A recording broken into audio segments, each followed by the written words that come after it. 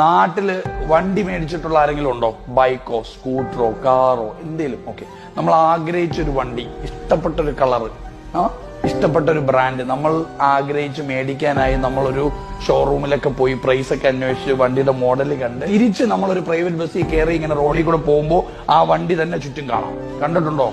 അനുഭവിച്ചിട്ടുണ്ടോ?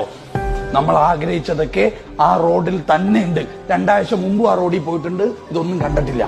കാരണം എന്താ? അന്ന് ഞാൻ തീരുമാനിച്ചില്ല, അന്ന് ഞാൻ ഡിസേർവ് ചെയ്തില്ലായിരുന്നു.